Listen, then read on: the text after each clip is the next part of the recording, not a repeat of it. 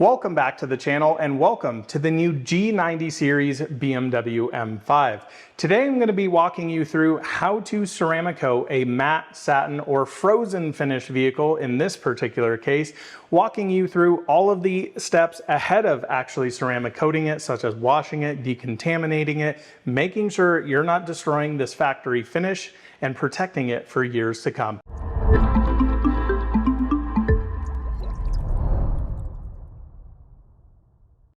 Well guys, I'm super excited to have the brand new M5 here on the channel and of course in the shop being able to work on one. I have yet to see one of these out on the road except for this one that pulled up to my shop yesterday. Actually, I was able to see this when it first launched in the United States. Mr. Kyle Connor and I were actually out at Monterey Car Week and we were at the unveil of the new G90 series M5 sedan and M5 Touring on the Pebble Beach lawn. Didn't have the ability to get up close and personal with them, but it is really cool to be able to have this thing here. And the spec on this one really makes it quite special. The frozen individual paint on here, all the piano black accents on here with the gloss black wheels. This is just a spec. Absolutely love this thing. And of course, as you probably have been following the M5, you'll know it's been controversial, I guess we could say. Got quite a bit heavier, new hybrid system in it, and some things here and there with kind of driving dynamics. But I gotta tell you, being in the presence of one of these, this thing looks absolutely wicked. Really, really excited to have this here in the shop. So let's talk a little bit about matte and satin finished vehicles in general. Now, I've done a few videos with them. As you guys know, Mr. Kyle Connor owns a Polestar 1 in a factory matte finish. And truth be told, I've worked on quite a few matte and satin finished vehicles in my detailing career. And I think the stigma that's attached to these cars is they are unbelievably hard to maintain. And in all honesty, I see that completely opposite. They are actually very straightforward and quite simple to maintain. The biggest thing with these vehicles is you need to understand the products you're using, the chemicals you're using, and understand that there are some limitations of what you can actually do to these vehicles. Once you kind of adhere to that, it is very simple. It is pretty much you wash the vehicle, you put a protection on it, and you continue to maintain it. The biggest thing you can do to these cars to cause damage to it is by using, detail sprays with gloss enhancers, waxes, sealants, even soaps that you are actually washing your vehicle with. You want to very much avoid those. Now, of course, with this finish, you can absolutely not polish it whatsoever. So if you do get a scratch in it, it is not repairable. It literally has to get repainted. So that is one of the drawbacks, but overall, I think you would be surprised how kind of robust these paints are. Instead, I think a lot of people think they're actually very, very fragile.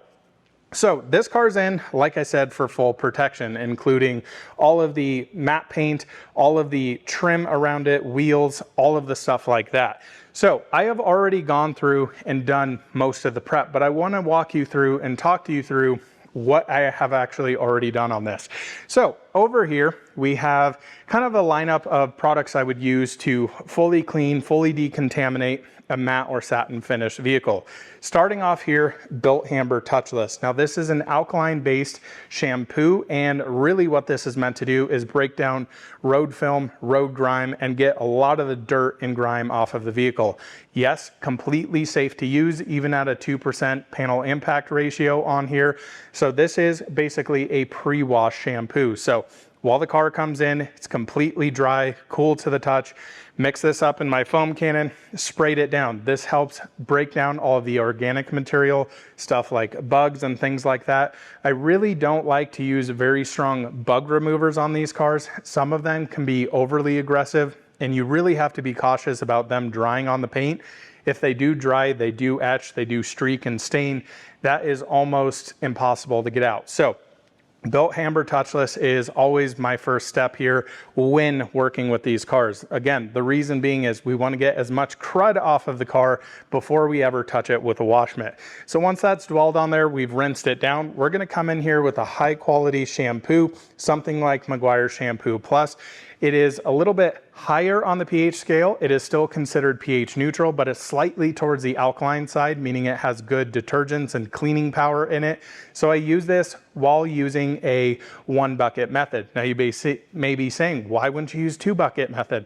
Well, 1-bucket method is essentially taking, I don't know, 8 to 10 wash mitts in a single bucket with shampoo, plus you've got a pH neutral soap as well, shampoo plus on the paint. You go through, do a panel at a time, throw that towel to the side, then you'll grab another one and continue on. This is the safest possible way to wash your vehicle.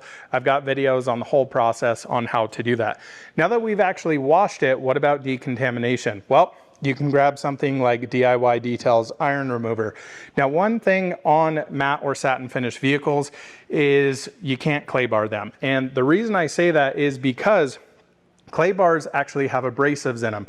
So by scrubbing the paint on there, you can actually cause shiny spots. You can also cause marring on it. Now you can use decontamination towels.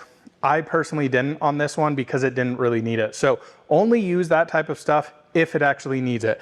Felt the surface, looked at it, felt completely fine. What I actually did was chemically iron removed instead of mechanically removing it by using something like a clay towel. Now the clay towels, the reason they are better to use on these is because they are synthetic and don't have abrasives in them. After I washed it, after I dried it, I noticed there were a few harder water spots in certain areas, not from the wash, but actually from transport of somewhere, from the BMW factory to it sitting at the dealership. Maybe it was the dealership washing it. So what you can do here is use a product like CarPro Spotless. Now, typically on gloss paint, instead of using something like this, when we're ceramic coating, you're going through cutting and polishing it. It's not a big deal. All the mineral deposits get removed, all the water spots get removed. But on this, if you have it on the paint, you actually can't do that. So what you do on here, spray it on a towel, let it dwell on the surface. You absolutely do not want to let it dry, and then you can basically rewash it or use something like a rinseless wash on there to basically get that surface neutralized. So that is all the stages we've gone through in terms of cleaning and decontamination on this. Now, a few other things that I wanted to do on this particular vehicle were polish up all the piano black.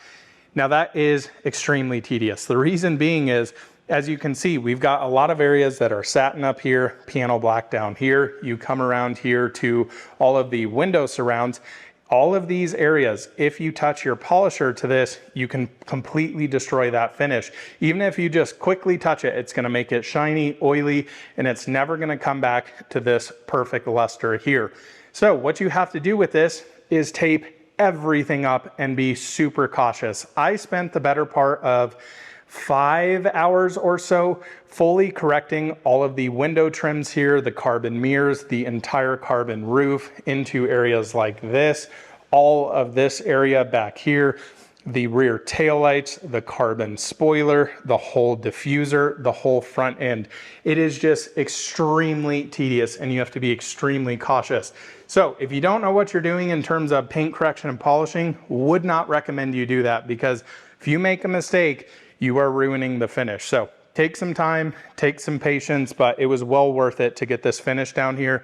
Piano black, as you guys know, you guys look at it wrong and it scratches, and this stuff was kind of destroyed from the factory, which I would really put on the dealership. The A pillars, B pillars, all that stuff was just completely hammered. And that is another point of contention here for the matte or satin finish paint, is you can have all those areas completely scratched up, and this looks absolutely perfect. Again, the paint is less fragile than you actually think. But one of the biggest things is if you get water spots on it, get bird bombs on it, can be a little tricky to maintain. So that's why you want to have a good wash routine. Make sure you get it protected as soon as possible with a ceramic coating or PPF if you want to go down that road. And yeah, it's pretty straightforward from there. So now that we've got all of those steps done, we've got the car washed, we've got it decontaminated, we've got everything polished. Now we need to move in to our last step before we actually ceramic coat it, and that would be something like this: Clean by Pan the Organizer Panel Prep Spray. Now, you will also notice we do not have a matte paint coating over here. That's because this is one of the best paint coatings I have ever used on a matte or satin finish vehicle. There are some out there that are specifically dedicated for matte and satin finish. What I have found is a lot of that is marketing. These are still very, very simple to ceramic coat with most ceramic coatings. Now, some have, you know, the ability to completely destroy this finish. I have used that on 3 other satin and matte finish vehicles, and I have never seen results like it. Not only the install of it, not only the kind of overall finish of it, but as well as the cleanability. I'll put up some photos or some videos here of a Hummer EV that I coated, gosh, I guess that was 6 months ago or so now, down in Alabama, and you know, gets rained on frequently, and my customer is super thrilled with it because he says, when it rains down here, I get a free car wash. Everything beads off. It's just super simple to maintain, and as you guys can see, the water behavior is truly insane. So let's go through here with our panel prep spray. I'll quickly show you that. Then we'll get into some coating tips and kind of talk you through what I do when I'm coating these cars, because it's slightly different than a gloss vehicle. You just have to be a little bit more diligent. All right, guys, so final step here before we get into actually coating it, and arguably one of the most important, using a panel prep spray. Now, I always like to kind of pair this with whatever coating I'm using. If I'm using a Geon coating, I'm going to use their panel prep spray. If it's G-Technic, I'm going to use theirs. In this case, we're going to be installing Pan the Organizer's 8-year coating, so we're going to use his panel prep spray. Now, along with this, I like to use 2 of the Rag Company Eagle Edgeless 350s, one that is wet and one that is completely dry. This is wet from this, nothing else in there. So very straightforward to actually do. What this is gonna go in there and do is remove anything left over on the surface, whether you have some rinseless wash on there from, you know, doing whatever you're doing. If you decide to do that, your CarPro is spotless, anything that is left over on the surface, you need to make sure you do this step. This will also, on gloss painted vehicles, remove polishing oils, things like that, making sure that the coating has something to adhere to. So how you do this, spray your towel down. I like to kind of prep my prep towel, if you will, here, and I like to just mist it here onto the panel. Now what we're gonna do is work this in. Now this product is very good at flashing off, meaning that it doesn't leave anything behind, but especially on matte and satin finish vehicles, I like to come in with a dry towel and just make sure I'm getting absolutely everything off here. Now, during this stage, you're not pressing hard on this. You're not trying to scrub anything off of here. That should be gone. This is just a simple get everything off so that your coating can actually adhere to this. Now, when I do this, I do panel by panel. Kind of do half of the hood or in quarters in this particular section on this, and then I actually go through a second time. So I do the entire car, then come back, go through a second time. That's going to ensure that absolutely nothing is on the surface here, but it's this pretty straightforward process. So I'm going to continue on here. You guys will join me back when we are fully done with this and ready to toss on the ceramic coating. All right, so we finished our double wipe down with our prep spray. Everything's good, everything's dry. We are now good to go. So a couple of things I want to talk you through here are the towels we're going to use, applicators, lights, that type of stuff. So first off, one of my absolute essentials is have lighting in the area you're doing this. Also have time that you're doing this. You don't want to be rushing through this. You don't want to have a date in an hour and be trying to fly through this. We'll go through some coating tips when we actually get to the panel. Second, I love having some sort of table like this that is rollable so that I can move it. I'm not setting towels on my lap. I'm not setting them on a dirty, dusty counter. I clean this off before. Everything is in its space. You'll notice here I have 3 different towels. We've got the coating, our applicator. So I've got the Eagle Edgeless 350. Again, this is our prep towel. This is our dry towel. Anything that may land on the vehicle, like, you know, little dirt, dust, debris, quickly wipe it up before we actually go in there and coat that so that we're not picking it up into our applicator, dragging it all over the car. Next over here, we have the Edgeless 300. This is my initial wipe or level towel. So this will be after the coating flashes. Don't worry, we'll talk about that in a second. We're going to wipe it up, not trying to remove the coating, we're just trying to level it out. We'll talk more about that. Next over here, we have the Eagle Edgeless 500 from the Rag Company. You'll see I use pretty much all the Rag Company towels. They make the best towels. Not a paid sponsor, just absolutely love their stuff. This towel, final wipe. Now again, one thing you'll notice here, all of these are folded into quarters. That helps us tremendously because we have 8 total sides. We can flip that over, use different sides on it, and then we're good to go. Now, a lot of you always ask me, how many towels do you go through when coating a car? Traditionally and typically, especially with this coating, I use one of each of these towels. If it's a larger vehicle, or the coating is coming off a little bit heavier, if I'm applying it a little bit heavy, or vice versa. If it's super humid and I'm just rapidly going through it, what you'll notice here that is going to happen with the towels, it's not going to be picking up as much. You're just kind of pushing it around and it may be a little harder to wipe off your actual coating. Then it's time to either flip sides. If you've gone to your 4th basically fold there, it is now time to get a new towel. So typically one of each, sometimes I'll use 2 of each, just depends on the car. We've got our coating over here. This one I use for the wheels, so we've got about a half a bottle there. Should be enough to do the whole car. If we need some more, we'll crack open a fresh bottle. Then over here we have our coating applicator. This is from Microfiber, and I like these way more than what comes in Pan's coating kit there. A little bit smaller. This also has the saver in it, meaning that it's got a little hydrophobic barrier underneath the microfiber there to not soak up your coating and completely waste it. Other couple of things I like to have a headlamp, which is a scan grip. Yes, I look like a dork, but a dork that can actually coat a car properly. Next, we've also got scan grips mounted to our workbench here. They're magnetic on the back. I can move them how I need it. Really helps with the side of the car. And then lastly, I'll have a handheld scan grip just to make sure we're not leaving any high spots.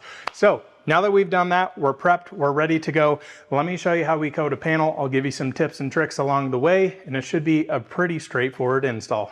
We're going to start here on this passenger side front fender. Now, traditionally, I would start on the hood. This is quite a large hood, so I kind of want to get a feel for the coating.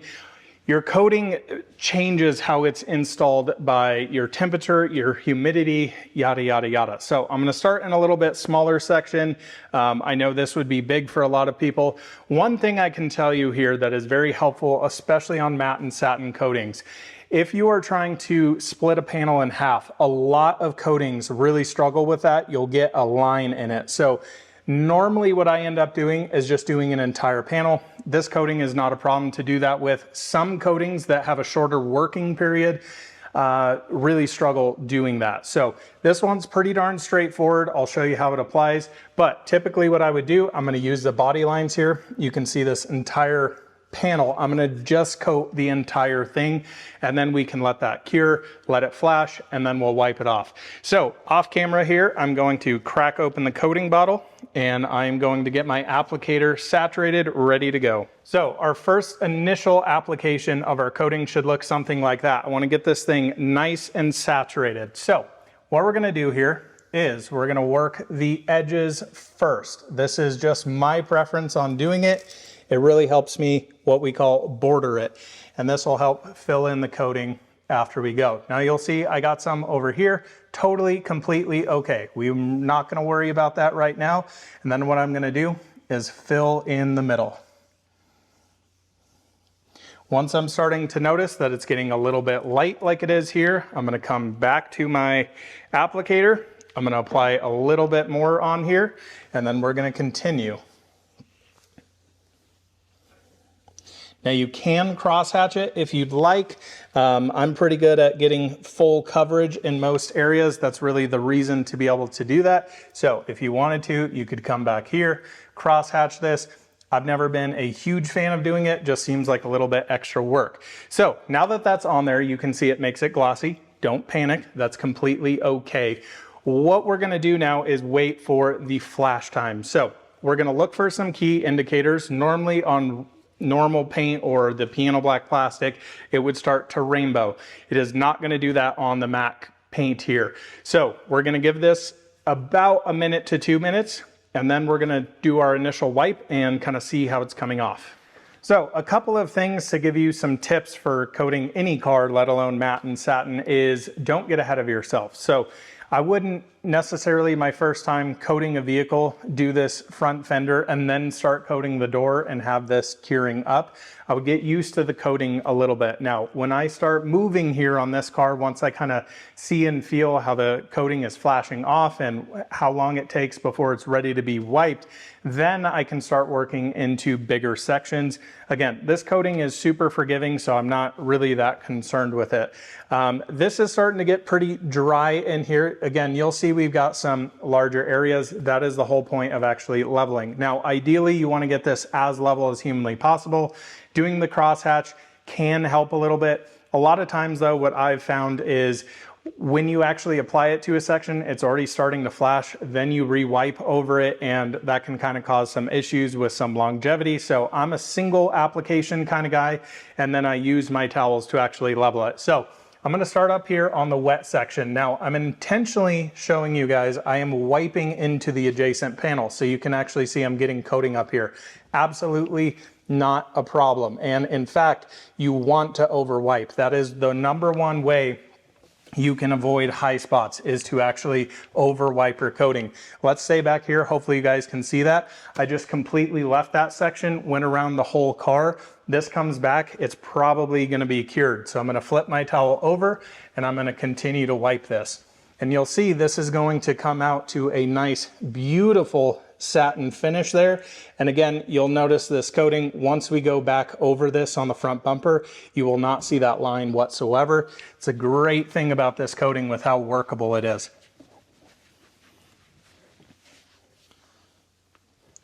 All right, so we've got a good initial level. Now I'm gonna grab my final wipe towel. So we're gonna come in here and do the same exact thing. Also, you guys may notice what I'm doing here. I'm working in a circular motion. I find that it spreads out the coating and gets a better finish than working in straight lines, especially on matte and satin finish vehicles. So that is my preference to do it here.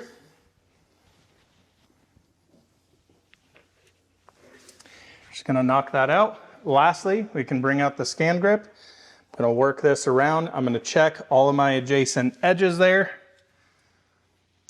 Looking fantastic. So now that we know we're good, it's time to move on to the next panel. So working on this upper panel right now, you can see I've done this entire thing all the way back here, this whole rear 3/4. Now, over here, you can see what the coating looks like on normal black painted or piano black surfaces. That is that oil slick we are looking for there. So it may be helpful to kind of do an A pillar, B pillar, whatever it may be on your particular vehicle, and see how it's kind of curing in your current conditions with temperature, humidity. Once it kind of gets to this point, you're pretty much good to wipe it off, and you really do still have a buffer. But yeah, looking pretty darn good. We'll show you some more panels here once we get a little farther. Well, you guys joined me at 11:40 p.m. Saturday the 18th. Yes, late night here at the shop, but just finished up the Frozen BMW M5. Genuinely couldn't be more thrilled with the results. The coating went on phenomenal. Now, I shouldn't be surprised by that. Again, this coating, I have just been absolutely blown away with how it works on paint, how it works on wheels, and specifically how it works on matte and satin PPF as well as factory paint like this. So this is, I think, counting back through the cars that I've done this year, the 5th satin vehicle that I've done, and using PANS coating, it is just so stress-free, so headache-free, and the performance that I'm seeing, when I was just down in Alabama, I was able to see the Hummer that I worked on. Again, I showed you some clips earlier on, just completely blown away with how easy it cleans up now. And again, I think these paints get this stigma of being this super fragile, super tricky paint to work with. And in my findings, it's actually kind of the opposite in most cases. You just have to be kind of mindful of the products you're using. Again, not grabbing ceramic detail sprays with, you know, a bunch of gloss enhancers in them, using the proper shampoo, and importantly, getting them coated as soon as possible, or PPF, whatever you're doing, putting something on there to make your life a little bit easier. You know, if you get water spots on this, bird bombs, that's what the coating's there for. So really, really thrilled with how this came out. And again, I'm glad you guys were able to hopefully learn a few things about matte and satin paint and how to coat it. And if you are in the market for coating your own vehicle, I would definitely tell you this is the coating to go for. Again, I've used a ton of matte and satin paint coatings back in my days, I guess. I mean, I've been doing this for 12 years at this point, and I would always get extremely nervous to work on these cars because, again, it's kind of a risky proposition when you're ceramic coating it. If you mess it up, you leave high spots, there is no fixing it. It is there permanently and you're starting to repaint panels, and that's not a fun ordeal. With this coating, I really don't even think about it. I just kind of go for it and it works flawlessly every single time. And again, on a car like this, and most cars these days, with a ton of piano black around here, what I would typically do is use the matte and satin coating up here and try to use a quote-unquote gloss ceramic coating down here, always petrified to get it on the satin surfaces. And this coating just works flawlessly for everything. Just really, really, really impressed with it. So I'm going home now. It is, like I said, almost 11:45. I am hopefully going to have this video up to you guys for tomorrow morning so you can enjoy it on a nice Sunday afternoon or morning or evening or whatever the heck it is. So the grind never stops, but it's always cool to bring you guys along, and hopefully you learned a few things or two. And I guess the biggest takeaway is just keep your cars cleaned, know what products you're using, and don't think way too hard about it. A lot of these things are pretty easy to maintain if you're using the right tools and processes and watching this channel. So thanks so much for watching. I got a late night ahead of me. We'll see you in the next one soon. Bye-bye.